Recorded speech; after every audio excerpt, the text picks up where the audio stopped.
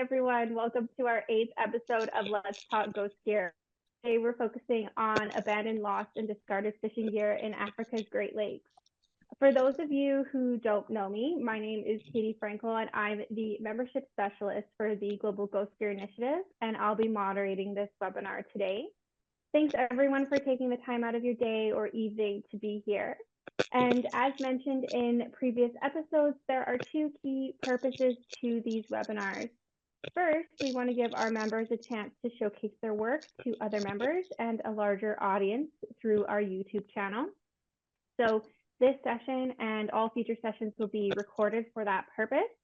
And second, we want to give you all a chance to connect with each other and hopefully spark some interesting conversations and future collaborations around ghost gear. So we have 4 speakers today, each of whom will have about 10 minutes to present their work. Then we will have an open panel discussion where we encourage anyone in the audience to ask questions.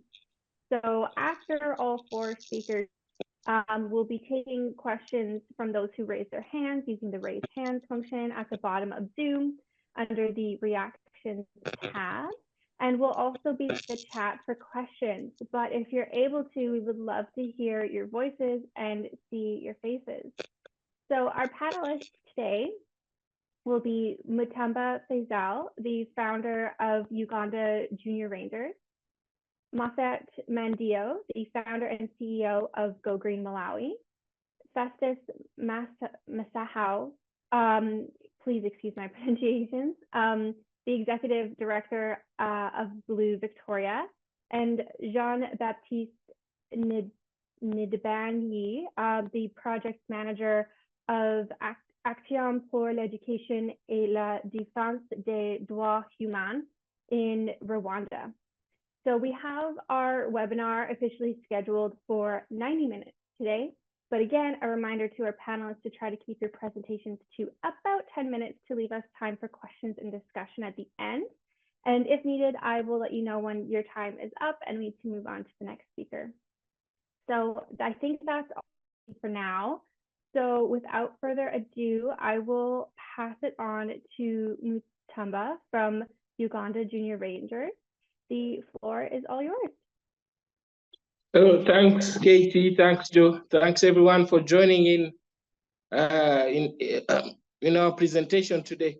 So I'll start with the diving into the state of affairs of abandoned, lost, or discarded fishing gear in the Great Lakes region in Africa. So I'll give you a little insight about the Great Lakes in Africa. Great Lakes is composed of countries: DRC, the Democratic Republic of Congo, Uganda, Kenya, Burundi, Rwanda, Ethiopia, Mozambique, and Zambia. And the population estimate for people in the Great Lakes region is about 500 million people. And when we look at the state of affairs of fishing gear, or abandoned and lost or discarded fishing gear in the region, so it's composed of material like nylon fishing nets, milk packs, PET water bottles, plastic or rubber floating balls. So, and the slide that is on your screens now, you can see some of the material that is displayed. This is the largest find when we go out on the lake or the shores to clean up. And before 2022, when we teamed up with Global Ghost Gear and Initiative and One Earth, One Ocean, no data existed, no policy, no educational awareness campaign existed to fight aquatic pollution. Not until 2022, when we started the initiative to try to reverse or to fight aquatic pollution.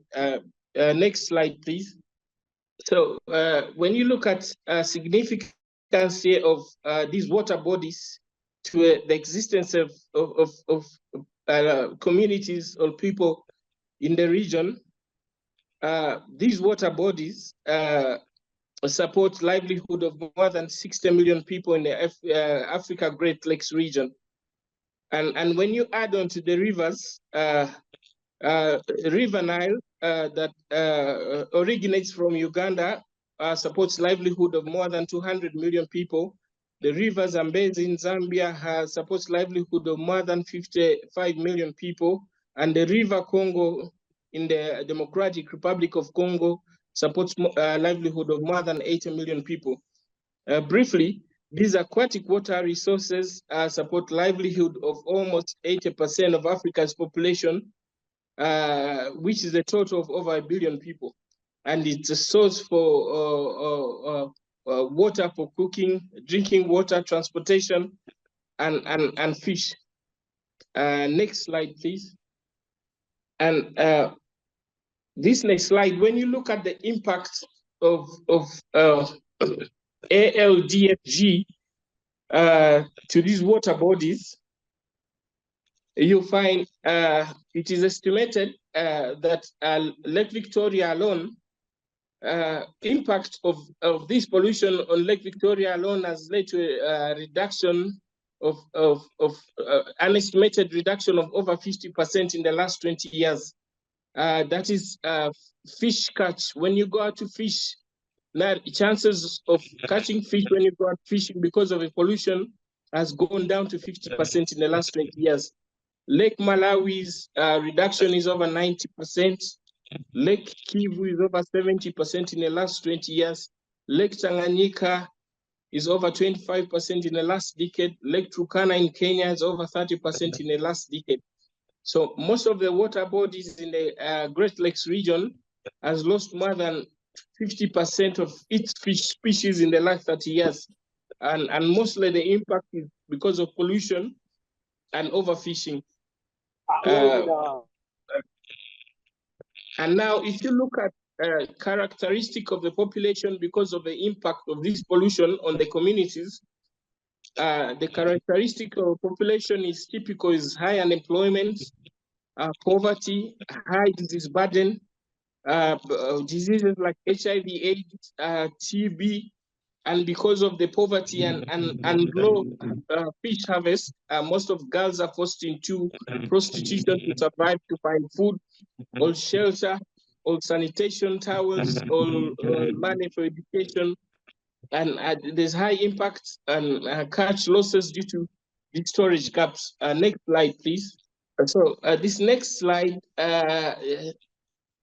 takes you deep into the state of affairs. We did a survey to try to understand the extent of the pollution. We partnered with Scientific Diving Association from Kiel University, and an initiative was sponsored by One Earth, One Ocean to try and assess the level of pollution in the lake. And you find the lake is burdened, moderate overburdened by 4 to 6 centimeters of decaying silt and large interspersion and overburden of plastic waste. And you find in distance of 1 square meter, there's an average trace of 3 to 5 pieces of plastic. So this is the level of plastic pollution under the lake. And the picture shows you the nature of fishing. Still low tech and high risk boats are used in fishing. No safety gear, and below those boats, you see the state of affairs. What happens? This is basically the major basic method of fighting pollution today is just to ban. And since '92, we trying to reverse the situation. Next slide, please. So this slide shows you our intervention efforts, enhancing awareness, supporting infrastructure development, and some of our work offshore and to recover ghost gear from Lake Victoria. Next slide, please. And our approach, we taken a community-led intervention approach. We work mostly with youth in the communities. So we build youth stewardship and we support infrastructure development. We build local or collection hubs where we try to collect this ghost gear before it gets in the lake, because that makes it cheaper. Then we run data collection and mapping, first of its kind in the region. We advance and awareness and the strategy of why we need community approach and partnership is because of the magnitude of the problem, because we cannot fix it individually or as one single organization. So approaches to promote ownership of ALDFG processes, solutions that communities themselves identify, propose, and implement. So we work with communities to understand the problem. Then we plan strategies to work with them to find solutions to these problems and solutions that these communities lead. So next slide, please. So urgency for this intervention is Great Lakes has a population of more than 1 million fishermen. So it gives you still a picture of understand the level of pollution or waste that these fishermen live in all around these water bodies. So and current situations is lack of state funding to tackle these problems. And currently, resource allocation of many of these programs depend on grants or aid agencies, which influence what you do or what is done to focus. And most of support that comes in the region because of the problems that result into these huge pollution problems that drives poverty. So this funding goes into rare diseases, TB, HIV/AIDS, tuberculosis, and basically health is prioritized, then nutrition. So little funding goes into these problems to fight pollution. Next slide, please. So next slide is just to give you a small insight or view of intervention, data collection and mapping of trying to guide policy and intervention program by mapping pollution, ALDFG pollution around the region in East Africa on Lake Victoria. So next slide, please. This slide too shows you intervention programs that began in 2022 with partnership of Global Ghost Gear Initiative and One Earth, One Ocean. So we are advancing education, children education and awareness of pollution problems, community programs. We run community awareness programs on the bottom left. Then bottom mid, we're creating educational material, K2 level educational material that children can adopt or read to build their understanding, awareness, increase their love for the lakes, as well as building awareness in aquatic debris problems.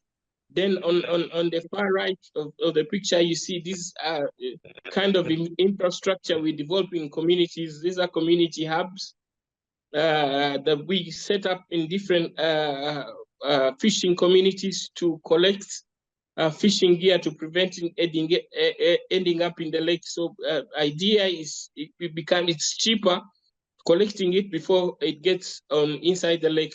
So and communities are responding positively to the idea, and you see in the picture the hub is filled up and we go collect to take to a central collection center for. Next slide, please. So when we talk of repurposing, this is what we do with recovered material from the lake, plastic material and ghost gear. So what we do, we're creating assistive technology equipment. So walking sticks, then sanitary stools. By sanitary stools, you see the lady in the picture in the middle. To most of rural communities here, the nature of sanitary facilities is they dig a hole, and when you need to use the toilets, you have to sit on this hole. So once you're born in these rural communities, when you don't have lower rims, sanitation is a problem to keep yourself healthy. So what you do, you just sit on this hole on the grounds that they dig and that are used. So these sanitary stools, what we do, you see sanitary stools on the top right and bottom left. So we create these tools and offer them at no cost to people with lower limbs to improve their sanitation when they are using the sanitation facilities or the toilets. Next slide, please. And purpose of focusing on assistive technology is enhance inclusion, basically, and improve livelihood of people faced with disabilities. They have challenges to access assistive technologies to improve the quality of lives, and they are adversely affected with pollution and changes in ecosystems, or the destructions that are happening to these lakes and our other water bodies. Next slide, please. So idea for recovery and recycling has faced challenges. Challenges because little resources are focused on aquatic, but globally, most resources focused on pollution and intervention go into marine ecosystem. So it's very few organizations are focused on aquatic water bodies in regions like this or globally. So Global Gear Initiative and One Earth, One Ocean, Lindbergh and Hamlin University, great intervention has been Global Gear Initiative and One Earth, One Ocean doing a lot to change or improve the status quo of these water bodies and protect livelihoods of millions of people in this region. Next slide, please. And the next slide shows you the urgency of fixing these problems. Because the longer these plastics stay in these environments, overexposure to oxygen and sunlight leads to photo degradation. So what happens, it breaks down these plastics, then they cannot be recycled if they stay long at the environment.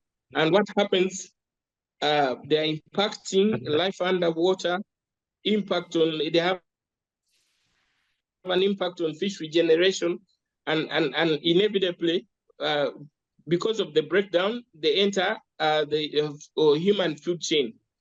And when you leave them longer, the cost of ALDFG recovery offshore, the cost goes up, and it leads to ecosystem destruction. So that shows the urgency of basically to recover or prevent disposing or abandoning this ghost gear in the first place. And discoveries show impacts to human. Traces of this has been seen in human placentas, human lungs, human blood, food, water, and air. And basically, I hope that gives us reasonable urgency to act. Next slide. Basically, returning back to our approach of intervention, community-based ALDFG strategy. Purpose is to shift interventions from institution to homes and community most affected. It's cost-effective, promotes better social integration during the ghost gear fight. Activities to advance that, we develop service capacity through education activities, build awareness and understanding of community impact. We encourage networking, facilitate information sharing and access to funding where possible. Then we provide support in resiliency. We try to build alternative employment to ease the pressure and the burden on these water bodies. Other efforts, we are trying to establish a coastal resiliency center where we advance resilience and skill into alternative employment and better methods of fishing to avoid waste accumulation. I think this is the end of our presentation. Showing that we are working on efforts to expand data collection to influence policy and guide interventions, also enhance community resilience, focusing on alternative employment to ease the pressure on these water bodies. Thank you so much. And thank you, Katie. Awesome. Thank you so much, Mutumba, for giving us a good overview of the issue of ALDFG in the various Great Lakes around Africa, as well as going into detail about some of the work Uganda Junior Rangers is doing to help fix the issue. Before we move on to the next speaker, just a couple of things. I just want to remind everybody to please keep themselves muted while we are listening to the speakers. Sometimes background noise from your end can kind of, make some noise over top of the speakers who are presenting. So please keep yourself muted. The audio button is in the bottom right or left corner of Zoom. Just a reminder to the speakers to keep your presentations to about 10 minutes, just so we have lots of time for conversation and questions at the end. So with that, we have Moffat from Go Green Malawi, who will be our next presenter. Hello, I think Moffat is kind of engaged with other activities, so we'll be presenting on his behalf. My name is Ethel Grace Maflilwa. I'm the programs director for Go Green here in Malawi. Yeah, so next slide, please. Yeah, so Go Green was granted a small grant funding by Global Ghost Initiative and also Ocean Conservancy. And our project was about abundant fishing gear initiative. Next, please.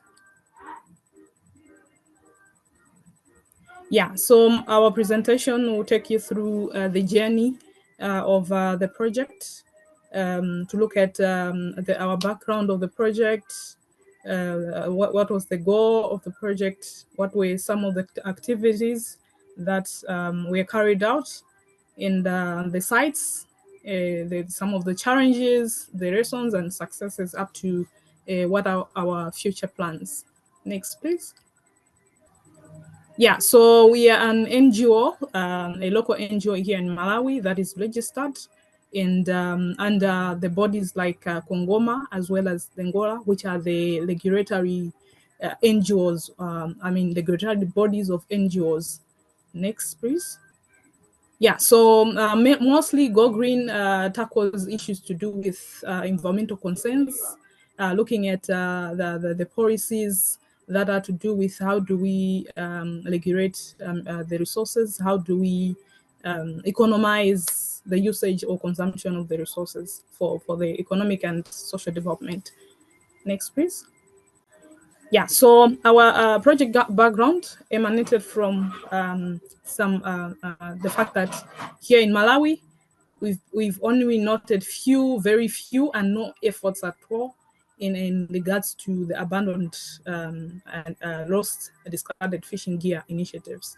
So that mostly encouraged us to do some efforts to work on how do we reduce these abandoned fishing gears by observations from our lake shores areas. We're able to see that there are a lot of the nets that are discarded on the beach, as long as some of these nets are discarded in the water.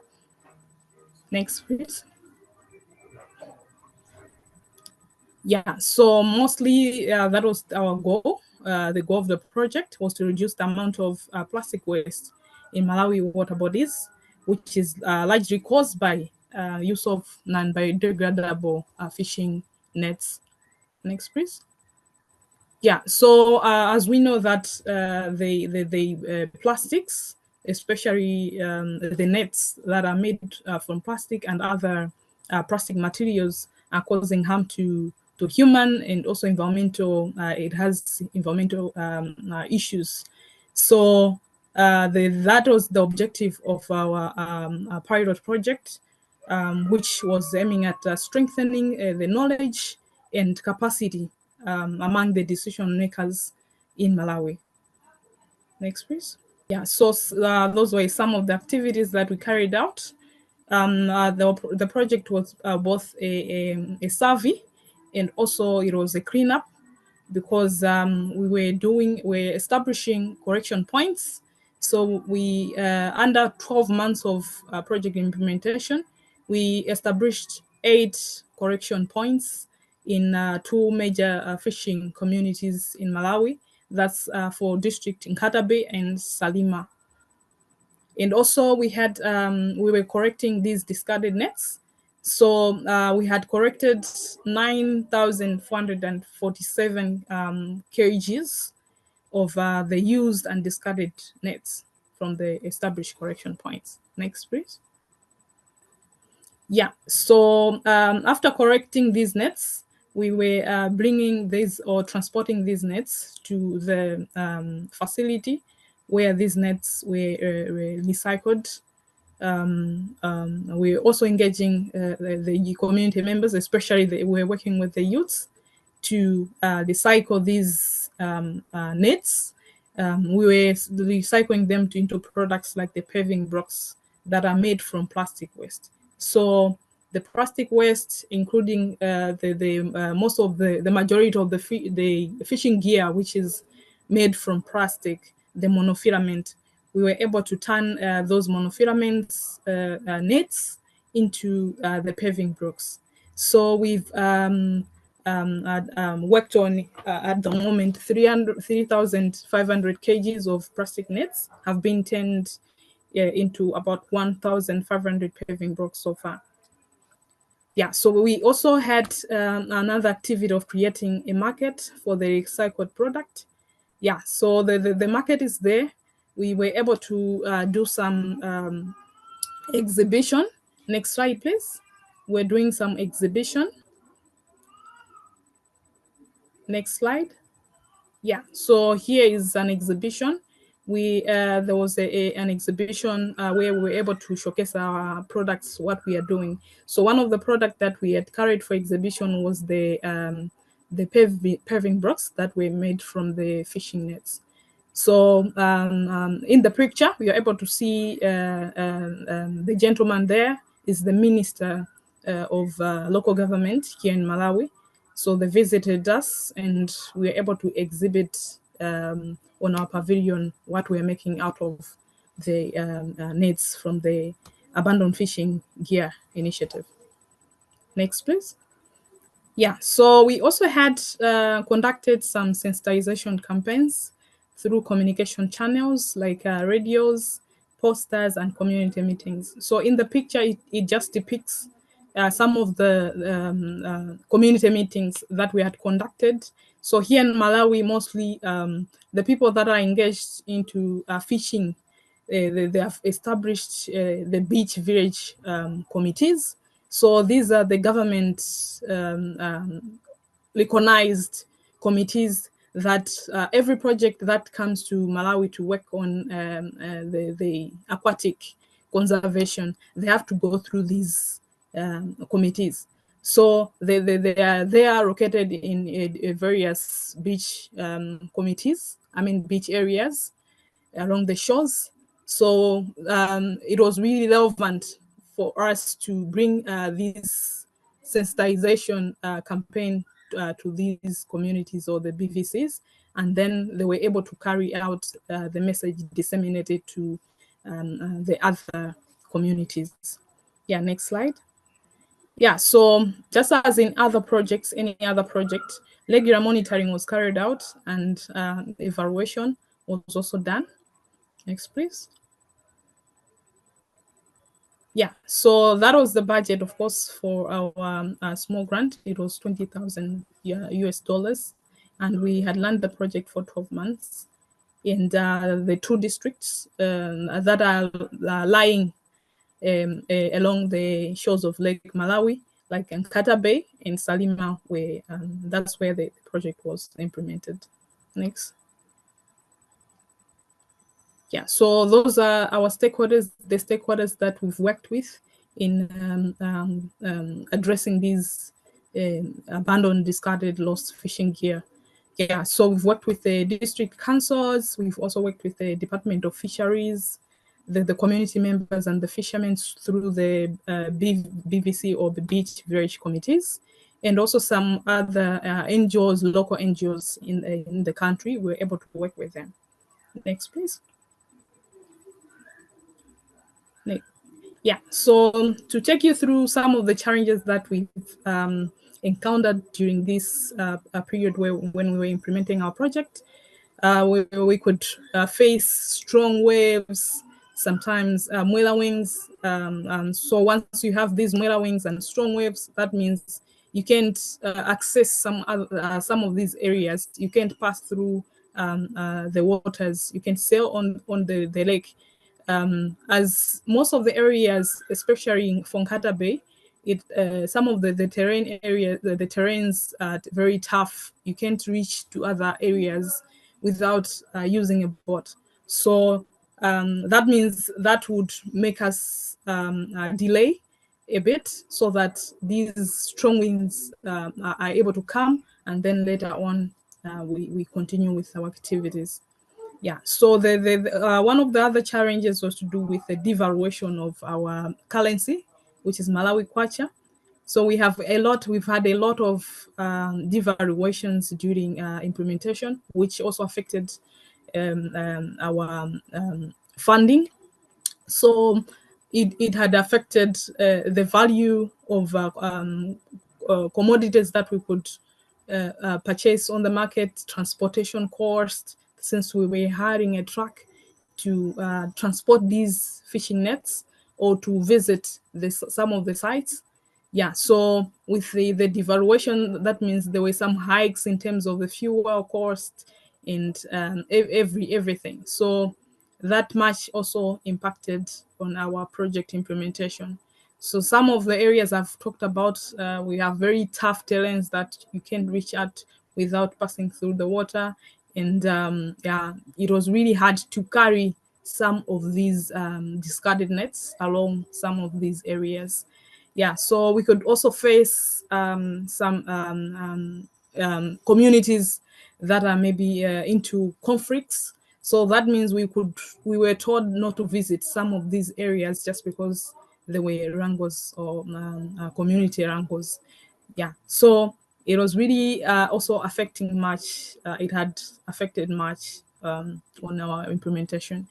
We also lack of the mechanized method for producing the pavers, as we are currently using a manual method, like we're using a pot, a melting pot, and then we have our mold, a metal mold that we're able to use in order to make these pavers. We're not using a machine. So you know, when you're using a pot, that means it can't be compared to a mechanized method. It's kind of slow. It takes time for you to manufacture a lot. Yeah, so that's another challenge again that we are having. But we all the same, we really tried hard to come up with the products, as I've said earlier on. Next slide, please. Yeah, so we've learned a lot of lessons during the implementation period. Yeah, so community awareness, involvement of the local leaders has also simplified much of project implementation, since in some of these areas we were told that there are already some bylaws that are helping them to keep their community clean. Some of these areas were having such bylaws of not using the illegal fishing gears. So we were able to learn a lot from that. And we also realized some communities did not know about the ghost gears, like the effects to do with these ghost gears. So since we had an awareness campaigns, that was when now these people were able to realize that, no, I think the discarded nets are causing more harm to our life on land, both life on land as well as the fish. So as the presenter, the previous presenter talked about, most of 90% in our lake Malawi, a lot of fish has really depleted down, and have been really contributed by these abandoned fishing gear. Yeah, so that's the reality on the ground. People were not aware, but those that we approached during that time, and also those that heard the message through the radios, they were able to get aware, and we could observe as well from them that the disposal was minimized. Yeah. We've also discovered some communities that were just discarding the gears into the lake due to law enforcement. So what happens here in Malawi?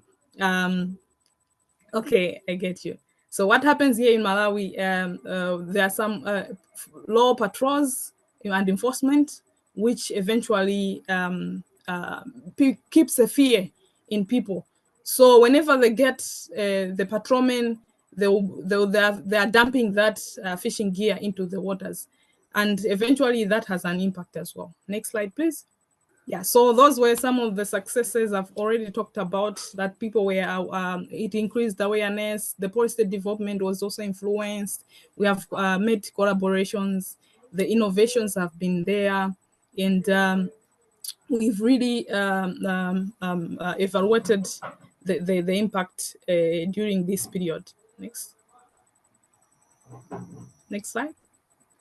Yeah, so I think I've already explained much about that. The project has really had an impact both on the communities, reduction of the fishing gear, as we're not able to see how much, like the number of fishing gear disposed, we're reducing. Next, please.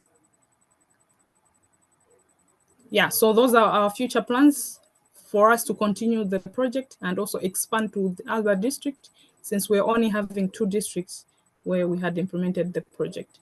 And also we are aiming to have more collaborations during conservation.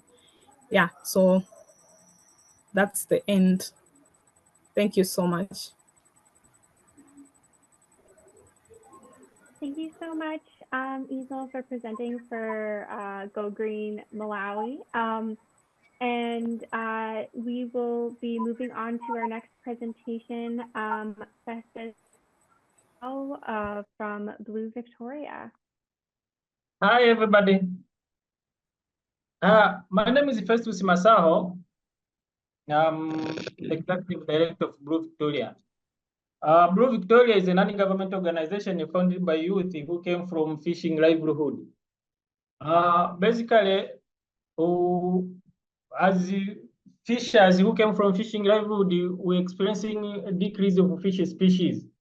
Our organization, we started our initiative to alleviate the situation of Lake Victoria in 2022. Illegally, we come to obtain full registration in last year, 2023. Next slide, please. Yes, our organization, what we do is that we are conserving freshwater biodiversity. We are addressing climate change. We are promoting sustainable fisheries, and we are empowering community on environmental and biodiversity knowledge. That is the basic activity we do in our organization. Next. Yes, since we obtained full registration in last year, we have succeeded to obtain a fund to conduct a project. Our project is we aim to establish a community conservation area in Mara Bay Key Biodiversity Area to conserve endangered fish species. In that project, we are addressing habitat destruction, we are addressing pollution, we are addressing overfishing and illegal, unreported, and regulated fishing method. So all of this has been mentioned in bylaw. In last month was July, we have succeeded to develop bylaw which guide how to fish within the community conservation area. So within the bylaw, is where we introduced another segment of addressing abandoned and lost fishing gear within the area. And this bylaw is being overseen by beach management unit BMU, which is sometimes we can call it conservation committee. It came from the community and has been selected from different clans which reside within the community conservation area. Next slide, please.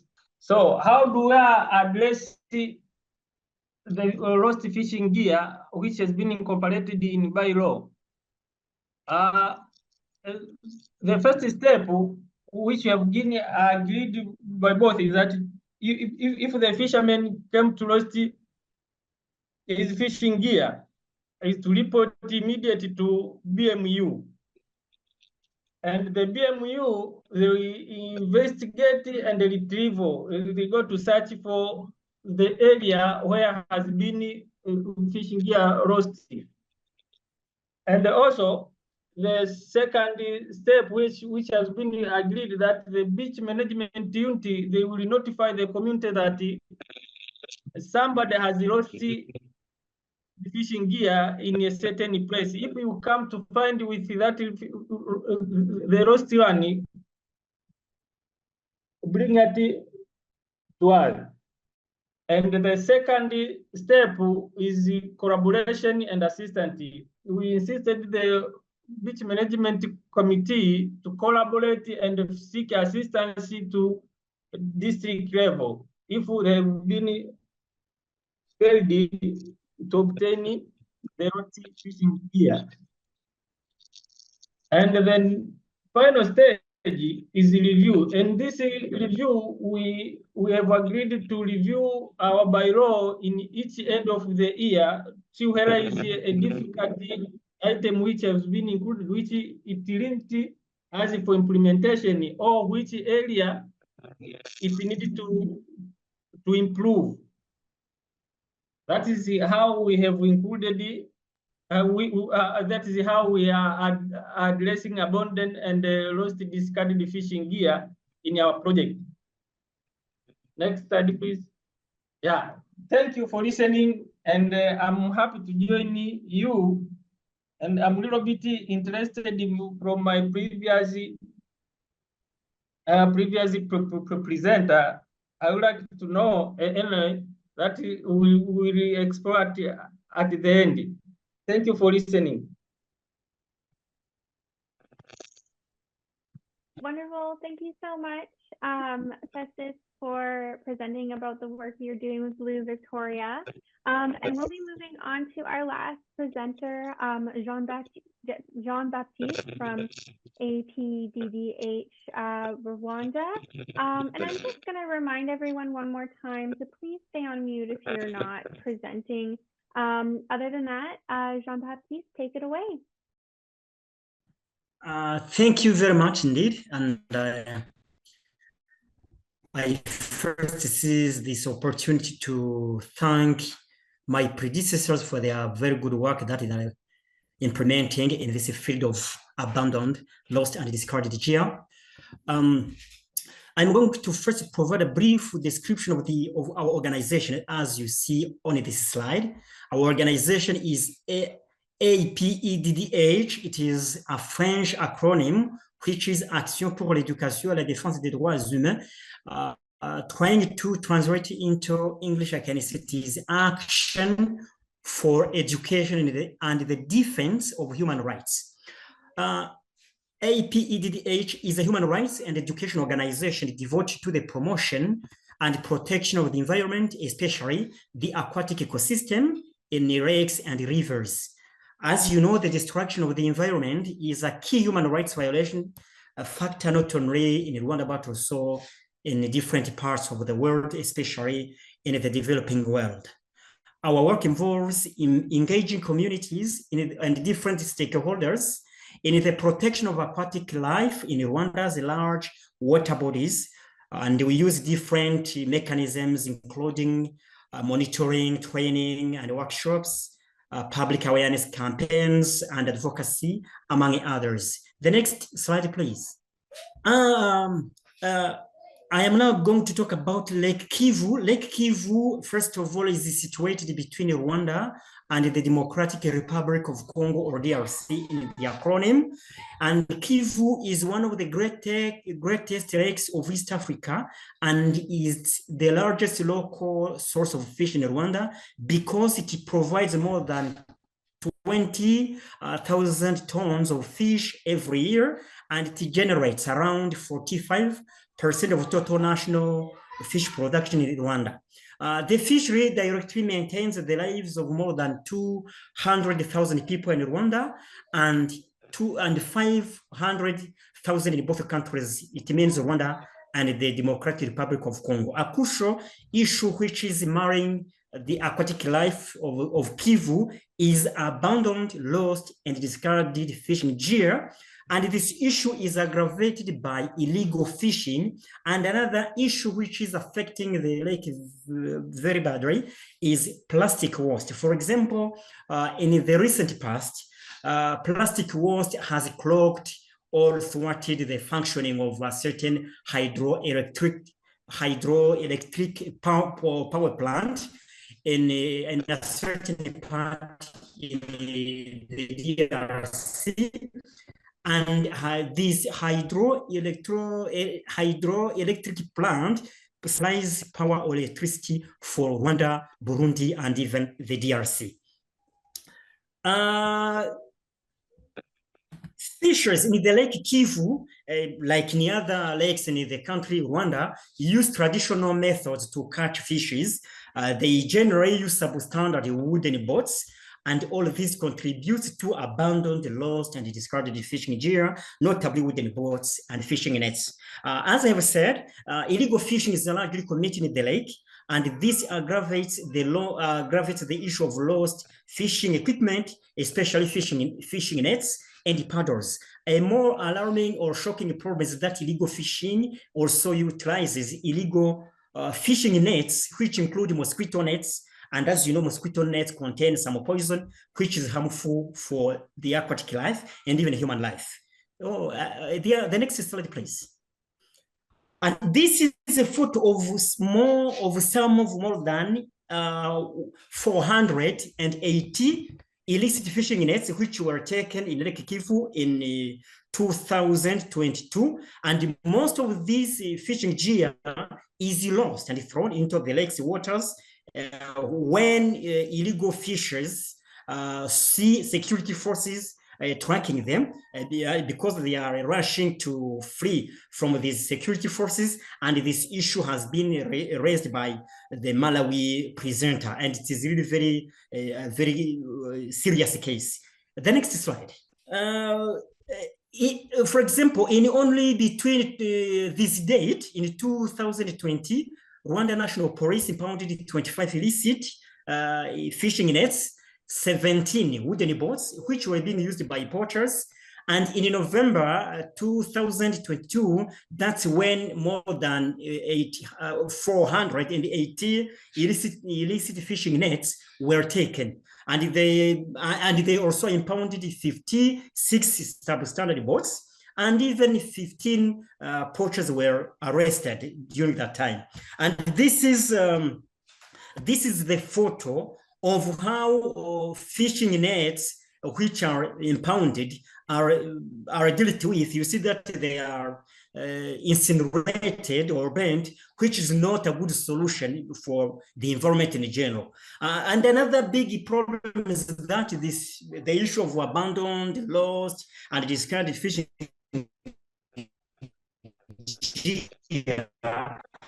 is a point or an issue which is overlooked addressing this case, as you any research about this, especially on Rwanda's side. Another slide, please. This is also a photo which highlights the case of illegal fishing in the lake. The next slide.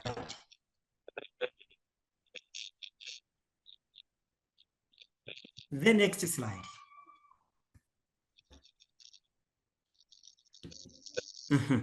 This is a photo of some of the substandard boats that I have said, which are used by the fishers in Rwanda.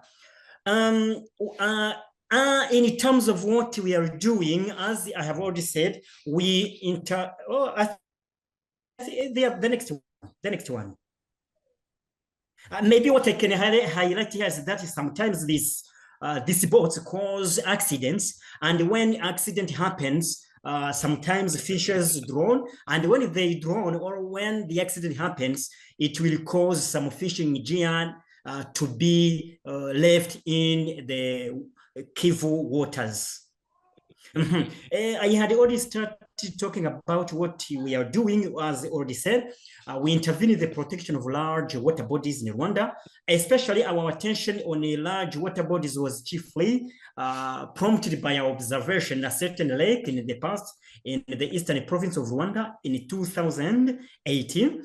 During our regular monitoring work on mining establishments and companies, we noticed that there were 2 companies which were damaging the lake by especially throwing dark soil and mixed with pebbles and the other types of waste into the lake. We then requested the companies to take action, and unfortunately, they intervened and the problem has been solved. But this has really inspired us to conduct a monitoring exercise on Kivu Lake so as to see how the situation was, because as I've said, this is the largest water body and which is very important to the country. The next slide.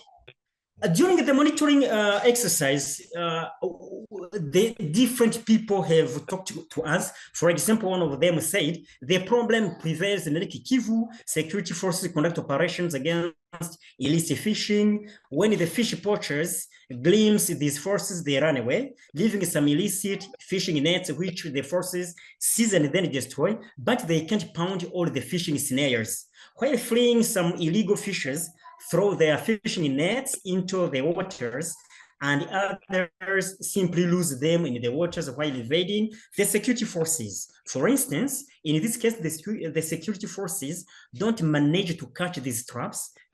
Don't manage to catch these traps lost or thrown. Another issue is that all fishers, both legal and illegal ones, employ wooden boats so that abandoned, lost, and discarded ones lie on boat landing sites. The next slide, please. As for challenges, our organization is facing the challenge of finance, especially since 2022, when we detected the problem. We have been working strongly to mobilize funds for us to take action on the field, which can really be able to handle the case. We are performing every endeavor for us to secure funds for the action, because we are really remitted by financial challenges, but unfortunately, since then, we have not been lucky to get any funds to do this.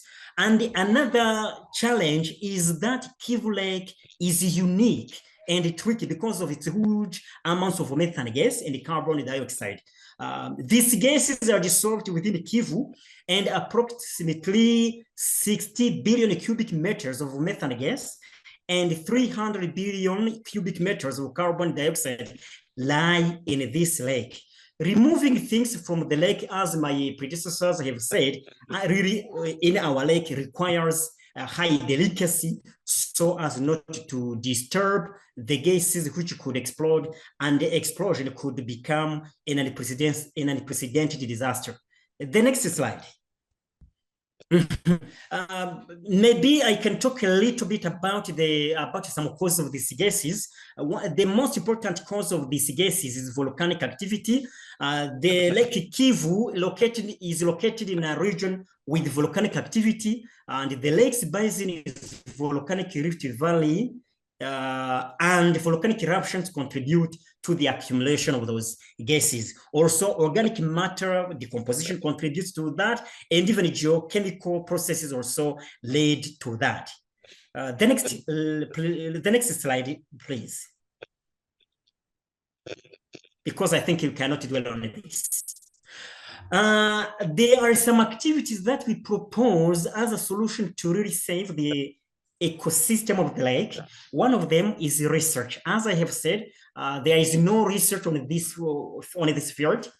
However, this activity is compulsory to inform appropriate ways to handle the lake's bottom. As I've said, retrieval of lost, abandoned, discarded fishing gear is really complex and all complicated because you cannot enter the bottom of the lake unless you are first guided by research. But while research has not been done yet, there are preventive interventions which we deem urgent to be done. Otherwise, the situation can continue worsening. Those urgent interventions include public awareness, like community dialogues, radio program, and even the creation of clubs or community-based groups. And I think that these are key components which have been raised by some of my predecessors. We also propose that there should be workshops or training for fishers and lake neighboring communities to increase awareness on the disastrous or negative impact of abandoned, lost, and discarded fishing equipment. And we also really wish some capacity building interventions for a PDDH, especially as we have not really been involved in such an activity or in such a project. So learning or educational visits with organizations which have really advanced in this area, we think that these capacity building interventions can be of utmost importance for us. For example, those people in Malawi and Uganda, we agree that they are more experienced and advanced than us as people who have already been involved in the management of this aspect. So briefly, allow me to stop by here and thank you very much for, if there is no, I think it is the end. I think it is the end of the presentation. If I don't deceive myself, yeah, it's the end. Thank you so much for your kind attention. Wonderful. Thank you so much, Jean-Baptiste, for educating us on the issues that Lake Kivu is facing. They sound pretty unique. So thank you to all of our presenters. Mutumba from Uganda Junior Rangers did need to leave a bit early, but if you have any questions specific for him, send them to me via email and I can pass those along to him. Otherwise, I would like to open the floor for questions from the audience. Again, please fill questions using the raise hand function. We'd love to see your faces and hear your voices, but you can also ask questions in the chat.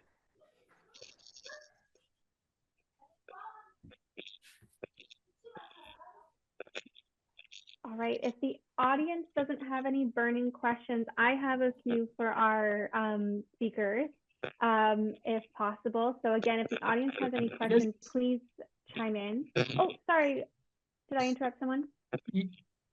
Yes. Can I ask you?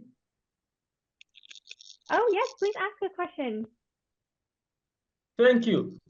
I was interested with Go Green from Malawi for using discarded ghost gear to produce paving block. I need to know the quality of paving block which has been produced by the lost gear and how it is marketable compared to other paving block. It's like interesting idea. It maybe has been spoken, but the time we was presenting was out of due to the internet. Can she say something about that? Thank you. Hello, Katie. Can I take that? Yes, please do. Okay. Yeah, I think there was a photo in the presentation again of how these pavers are looking like. Yeah, in fact, they are very strong paving blocks that you can lay out on your parking areas, whereby when a vehicle, you're parking a vehicle, even the vehicle itself cannot destroy it. They are really strong. Yeah, we've supplied, of course, to one client who has had on their parking area. Yeah, but they're really strong. Yeah, probably stronger than maybe cement pavers. Stronger than that. Yeah. Exactly. And also these pavers, they're really good in terms of waterlogged areas. Unlike the cement pavers, which with when you have waterlogged areas, the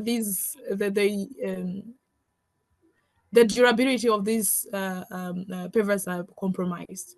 But for the pavers that are made from plastic waste, especially the ones that we made from these monofilament, the plastic nets, they are really strong. They are good for even the waterlogged areas. And are those, this is Joel from Triple GI, hi everyone. Are those built in country? Like, are those, is the entire process captured within Malawi? Yeah, the entire process is done in Malawi. Yeah, but as I said, we are manually producing these pavers. Yeah, so for you to come up with a lot of the pavers, it requires more effort. Yeah, but if we could have been using a machine, then that means we can produce a lot within a short period of time. So everything is done here in Malawi. Right, that's fantastic. Yeah, that's definitely something that I think might be useful in other geographies as well, as we start to, as more attention starts to be paid to the issue, especially when, as has been mentioned before, there's a lot of focus on marine issues. There's not as much focus on the broader aquatic freshwater ecosystems like the Great Lakes and rivers. So yeah, no, that's very, very good. I also carry a question for this project of Malawi. We are talking about recycling of these materials, fishing nets and some other materials which are used in fishing. But there is an issue of air pollution. Does recycling contribute to air pollution? If it's not, that it does not generate air pollution. From our experience, there is no air pollution that is happening, because what happens is these nets are just melting. We haven't experienced that case, like maybe some air pollution happening. Yeah. Great. Any other questions from anyone in the audience? Or sorry, Katie, I don't know if you had another one you wanted to ask.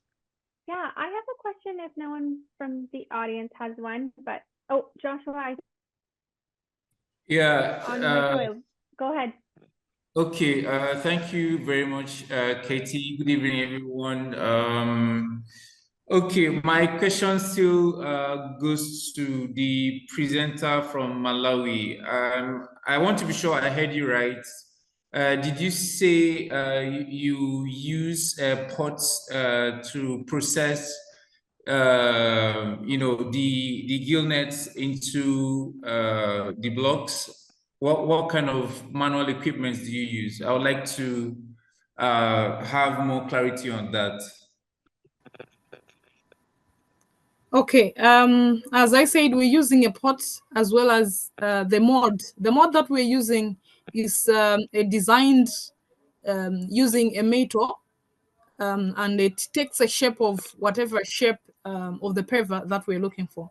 If we are looking for a bigger paver, then we can also make a mod, a metal mod that can take up a shape of whatever type of paver or tile that we are looking for. Yeah. So that is why I'm saying it's manual. It's done manually. It's not like a machine.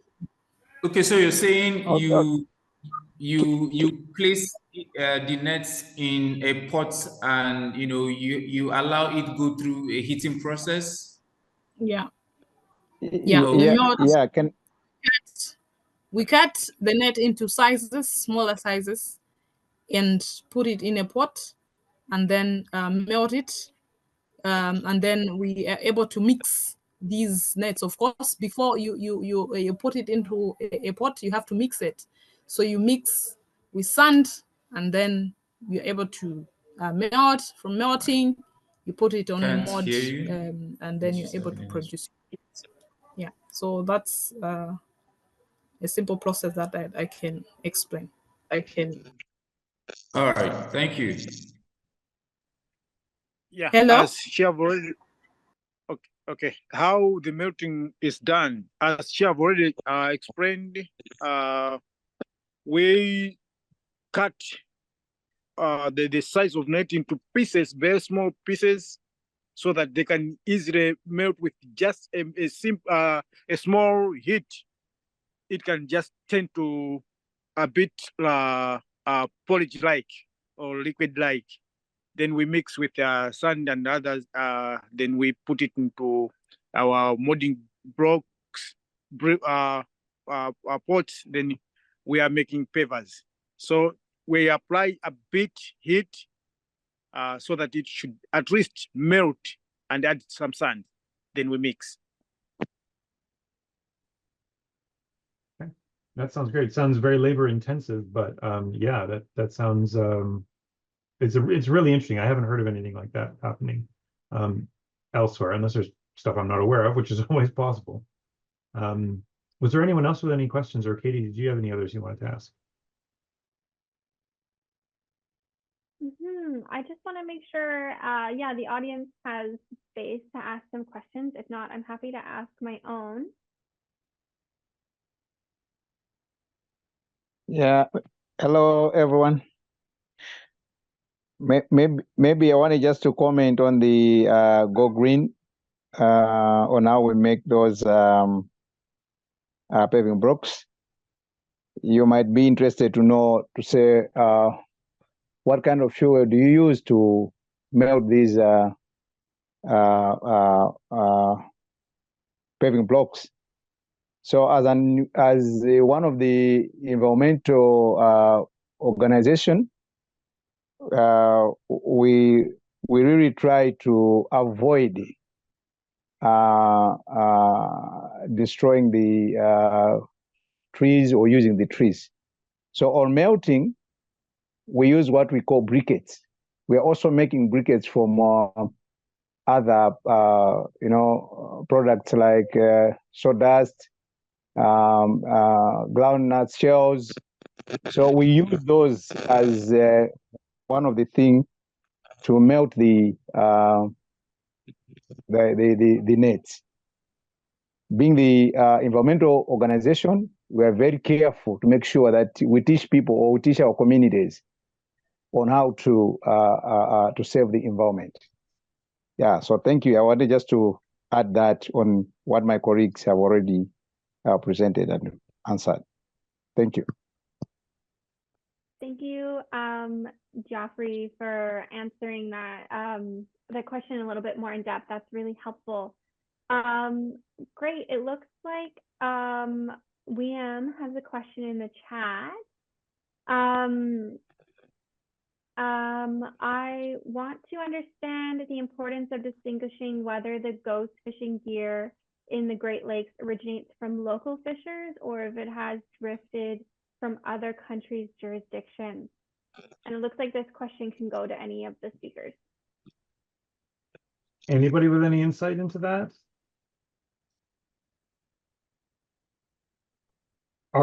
Is there a way to tell? Is there a way to differentiate between different the gear from different countries that is being used on the lake, or is it more or less all the same? I'm not sure what the marking conventions are, but any of our speakers who could provide some insight into that would be useful.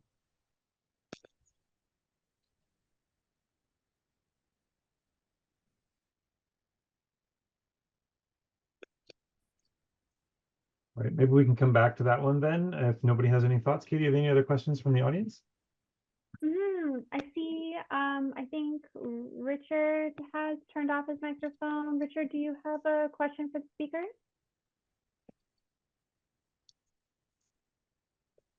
I'm sorry, no, I don't. Okay, no worries, just wanted to check. Yeah, do we have any more audience questions? One question I have, and maybe this goes to any of our speakers as well, but where we have these large lakes in Africa, whether that's Lake Victoria or others, and you have multiple states bordering those lakes, all of whom presumably are carrying out fishing in their respective jurisdictions. Is there room, appetite, desire? Is there a possibility to do some sort of a cross-border collaborative approach to addressing ALDFG or ghost gear in the lakes that those countries surround? Has there been any thought about this? Is this still early days? I imagine it's probably still early days, but if there is a desire to do some sort of cross-collaborative project or prevention methods or something like that to address that sort of, so it's not just one country doing that. I'd be curious to know from our speakers whether or not that's been discussed or whether that's something that could be. And again, don't be shy. If anyone has any thoughts at all, we'd love to hear them. Feel free to just pop off mute. All right, can you repeat the question? I'm just wondering if there has been any talk about, or if there's any desire to do any sort of cross-border collaborations around this topic, where you have a lake such as Lake Victoria, for example, that is bordered by several states, by several nations. Has there been any talk between those stations, or between those nations rather, or organizations within them, to do something cross-border, some sort of a larger scale project in terms of scope? I know that these things always require funding, and that's always the magic question, but has there been any of those conversations that have been started at this point? All right, I'm Lucius Jared from Go Green, Malawi. So basically, the intention has always been there and it's possible, but that one will require kind of agreement between government and the government. For example, if you are doing this initiative on Lake Malawi, then we are bordering with Tanzania, Mozambique. So we will need to sign kind of intergovernment agreement between Malawi and, for example, Tanzania, or Malawi and Mozambique. So since we are a local organization, so that means it will still need ministry, the line ministry, to do those procedures and the like. Otherwise, yeah, it's possible, and it needs a lot of money. It will need a lot of money. So in short, to answer the question, it's really important to collaborate with other countries and international collaboration, but that one will solely depend on the government between the two organizations. For example, we need to partner with a certain organization in Tanzania or in Mozambique. Then we sign the Minister of, for example, Natural Resources from Malawi will sign an agreement with Minister of, for example, Natural Resources of Mozambique. So that one, it can be a long process, but it's good. We can collaborate and do kind of such initiative that are going to be international. All right. Thank you, Lucius. That's something we should certainly keep in mind, and maybe there's a way for us to help facilitate that. Yes. If there's desire from within those governments to have that, we might be able to facilitate some sort of a virtual convening or something like that to at least get the conversation started, if that would be useful. But yes, sorry, I heard somebody else hop in, so please. Yes, Joy, can add on that. In Tanzania, especially Lake Victoria has been bordered with 3 countries, Kenya, Uganda, and Tanzania. That is the East African country, and we have East African community. Within East African community, there are bodies which regulate or govern different aspect. For example, in the Lake Victoria, there is Lake Victoria Fisheries Organization, which is headed in Kenya. It oversees all activity which is conducting regarding on fishing activity. And there is Lake Victoria organization, part of is part of the East African organization. It comprises all activity, including fishing and agriculture conducted around the Lake Victoria Basin. So the easiest way to intervene in the project, which is a regional project, is to use these bodies, and the NGO, local NGO, being a part of as implementers. That will be the easiest way. But if doing individually, it's a little bit complex situation to conduct regional activity addressing lost gear within the lake. Thank you. Thank you, Massaho. That's very, very good insight, and good for us to keep in mind as we look for other opportunities to engage in the space further on. Katie, were there any other questions in the chat? Or does anyone else want to hop in and ask something live? Please feel free. We've got a couple minutes left. Yeah, I think I can just answer that question that says they want to understand the importance of distinguishing whether the nets in Great Lakes originates from local fishers or if they have drifted from other countries. So let me just answer on our part in Malawi. So Malawi is a landlocked country. So basically, these fishing gears, they originate from the fishermen, the local fishermen. So they used it and dumped it somewhere along the lake shore. So we go and collect from there. So actually in Malawi, they are not drifted from anywhere. They are originated from the fishers. So when they use them, they just dump them off.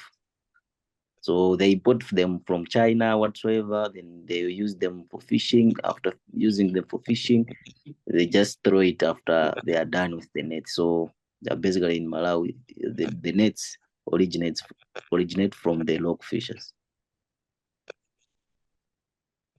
Okay, that's really, really good insight to know. And so it sounds like potentially some sort of collection process for the day of their lives might be useful for some of those contexts, so they don't need to be discarded into the lake for a lack of options or a lack of alternatives. And so potentially there's some conversations to be had with some of our other members. I know we have Emmanuel and Joshua here from SOFA in Nigeria, who have been doing some excellent work on this level, and maybe there's some conversations to be had offline about that and potential opportunities to look at expanding some of the work that they've been done. Of course, Joshua and Emmanuel, I don't want to put you guys on the spot, obviously, but the solution that you have for the Nigerian coast seems to be working quite well.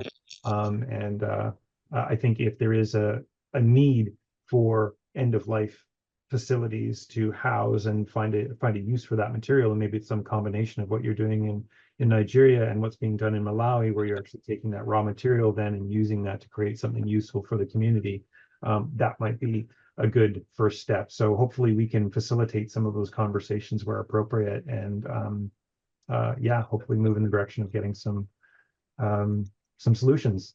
So, Katie, I see that we are approaching time. I'm going to stop talking since you're the one who's supposed to be moderating this discussion. So I'll toss it back to you, see if there are any other questions that folks have, or if whether you want to go a little bit over time. I'll leave that in your hands. Yeah, I'm happy to stay on for a few more minutes if anyone has any more questions, but also in respect of everybody's time, I'm happy to end here. So yeah, let us know if you have any more questions. I can stay on the line for a few more minutes.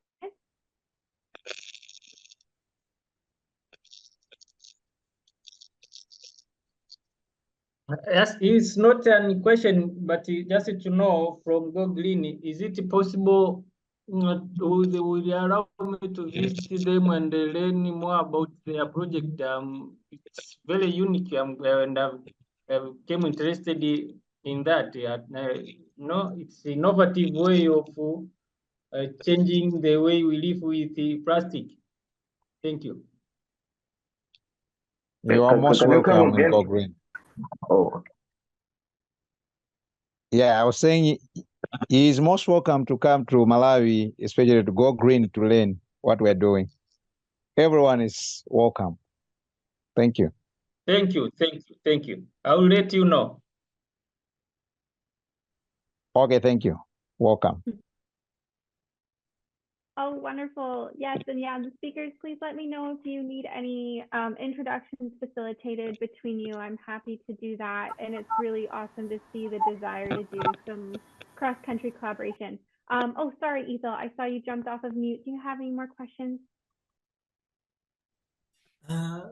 For me, I don't actually have a question, but instead I wanted to know whether there isn't a person who bears a question for my presentation, because there is time when I missed some conversations because of internet connection problems that I faced. So I wanted to know whether there is a person who might have asked a question regarding me. John Baptiste, I think your situation, especially regarding the gases in the lake, is something that I still don't fully understand the implications for. So I think that's probably a broader question. I mean, if anyone has any questions about that, or any other part, I think that would be great. But I do think that that's something that I don't think we've encountered before, and I'm not sure what the implications for that would be in terms of doing work on the lake. I don't know if you have any insight into that you might be able to share beyond what was in your presentation, but I'm not sure what those complications might end up being, or how likelihood the volatility of those gases comes into play.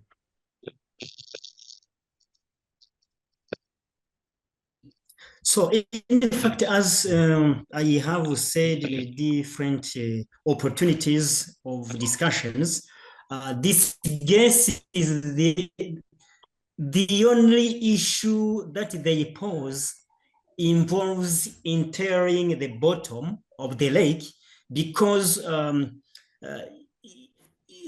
disturbing or stirring the bottom of the lake can cause the lake to burst.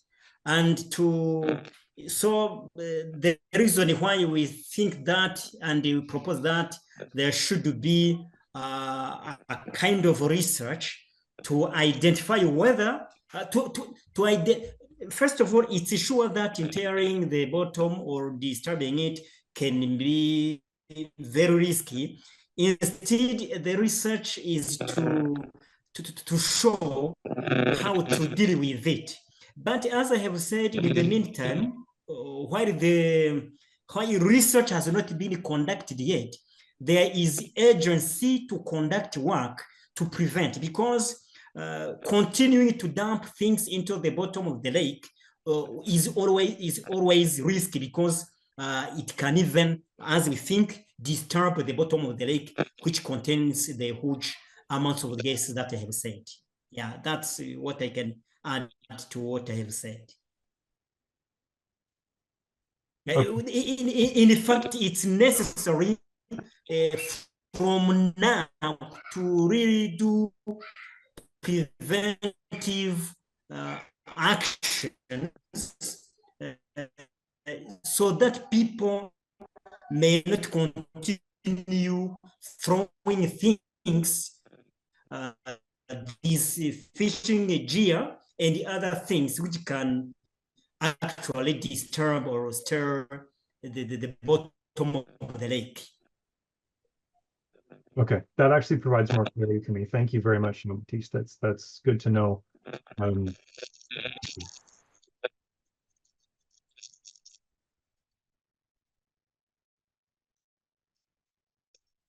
Okay, well, thank you everyone for joining us today.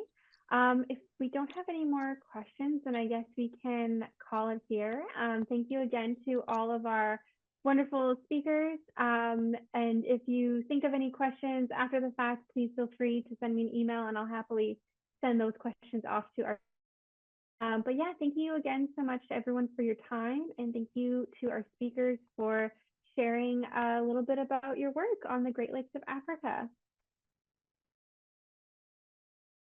Thank you so much, Lydia, for organizing this very important platform. Thank you too. Our pleasure. Thank you so much, everyone. Thank you so much. Thank you. Bye. Bye all. Thank you. Thank you. Bye-bye. Thank you.